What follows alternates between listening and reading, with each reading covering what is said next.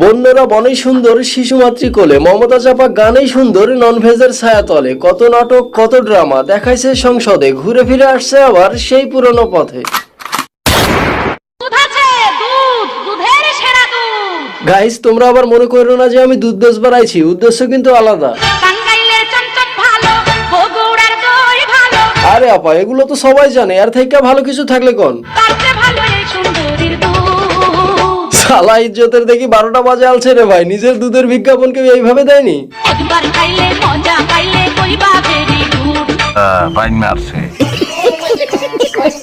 বন্ধুরা, তোমরা আবার লোভে পড়ে দুধ খাইবার যায় না কইলাম, সব দুধ কিন্তু খাওয়ার জন্য না। আরে খাড়ান, শুরুতে এত টিপাটিপি করলে তো ক্লান্ত হয়ে যাইবো, ভিডিওটা দেখবো কেমনে? ভাই তোরা কি টিপবি আমি কইবার পারি না, আমাকে লাইক বাটনটা কিন্তু টিপা দিস।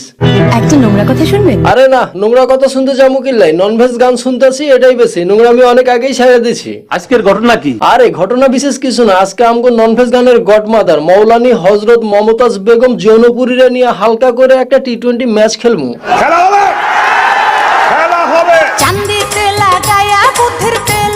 হ্যালো জিনিয়াস পোলাপান, তোমরা দেখছো তোমাদের favourite mister dot official YouTube channel আর ডাবিং ভয়েসে আমি আকাশ আছি তোমাদের সাথে। সংসার আমার ভালো লাগে না রে, এইটা আমরা জানতাম। হায় রে আমার সোনার সংসার। আরে আপা, সংসার সবার ভালো লাগে না, সবাই হয় না সংসারী, কেউ এক স্বামীতেই খুশি, আবার কেউ হয় 12 ভাতারি। আরে টাকলা, মমতাজ একাধিক বিয়ে করেছে বলে তুই এই কথা বলে তাকে খোটা দিলি? আরে না মিয়া, খোটা দিমু কিল্লাই, আমি তো শায়েরি মিলাইলাম। ফাটা যায় বুকটা, ফাটা যায়। আমি আগেই বলেছিলাম এখানে কোনো অসভ্য ভাষার গ্রামের গান চলবে না। আরে এটা কোনো কথা হলো? এই ফাটাচিরা গান দিয়ে এক সময় মার্কেট কাঁপিয়েছিল, এখন এসব কথা বললে তো হবে না। ঠিক বলেছেন। তাছাড়া মমতাজের এখন ফাটে না, সে অন্যদের ফাটায়, এখন সে অনেক জ্ঞানের অধিকারী। প্রত্যেকটা সময়ই মুখে বিসমিল্লাহ সেটা প্রকাশ করার দরকার, ভিতরে বিসমিল্লাহ দিয়ে সর্বশক্তিমান আল্লাহকে স্মরণ করে আমরা বক্তব্য শুরু করি। বিশেষ করে আমি আমার কথা কি জ্ঞানের কথা! বিসমিল্লাহ মুখে বলার কোনো দরকার নেই, মনে মনে বললেই হয়।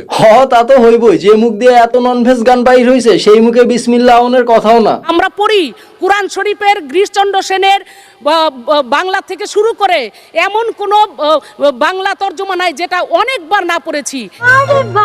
মমতাজ একজন জ্ঞানী মহিলা, কিন্তু পাবলিক তাকে সম্মান দিতে চায় না, এটা একেবারে ঠিক না। আরে মিয়া, জ্ঞানী ব্যক্তির পরিচয় তার কাজের মাধ্যমে হয়, মুখে পটর পটর করলেই জ্ঞানী হয় না। এবং শুধু তাই না, সিয়াসাত হাদিস, তিরমিজি শরীফ, মেশকা শরীফ, আবু দাউদ শরীফ, বুখারী শরীফ, মুসলিম শরীফ থেকে শুরু করে এমন কোন খণ্ড নাই। আরে আপা অফজান, কন্ট্রোনালিতে ব্যথা হইবো, এত কিছু পড়ছেন মাগার পালন করছেন কয়টা? মানুষ হয়ে যে অন্য আরেকজন মানুষের পায়ে সিজদা দেওয়া হারাম, এটা কি জানতেন না?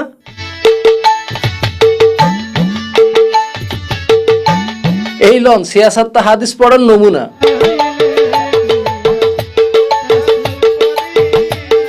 দেখছেন নি ভাই, এত হাদিস পড়ার নমুনা, আর এরাই যখন বড় বড় লেকচার দেয় তখন মনটাই চায় জুতা খুইলা মুজা দিয়া পিটায়। এগুলা প্রকাশ করার জিনিস না, এগুলা হলো আমল করার জিনিস। আরে কত যে আমল করেন সেটা তো চোখের সামনেই দেখলাম, আপনারা নতুন করে কম লাগবো না।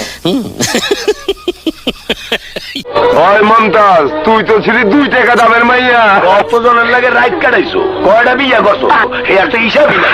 আমি করি না, করিতে পারি না। আরে মমতাজ বলছে সেগুলো করেনি, তোরা শুধু শুধু অপবাদ দিচ্ছিস কেন? আরে মিয়া, আমরা অপবাদ দিমু কিল্লাই, এটা তার বাস্তব জীবন থেকে নেওয়া সিনেমার ডায়লগ। ওরে ও রিকশাওয়ালা, তুই ধীরে ধীরে চালা। মমতা চাপা এসব গান দিয়ে মার্কেট কামাইছে, মাগার অল্প পানির মাছ যখন বেশি পানিতে যায় তখন মাথা আউলায়া যায়। আমি করতে যদি পারি তোমার মন চুরি, হবে আমার প্রেমের ডবল সেঞ্চুরি। যাও আর বেশি কিছু কইবার চাই না, এই ভিডিওটা কেন বানাইলাম আশা করি বুঝবার পারছেন, আর না বুঝা হুদায় রাজনীতির মধ্যে ঢুকাইয়া উল্টা পাল্টা মন্তব্য করেন না কইলাম। আমি আপনার চেহারা দেখতে চাই না।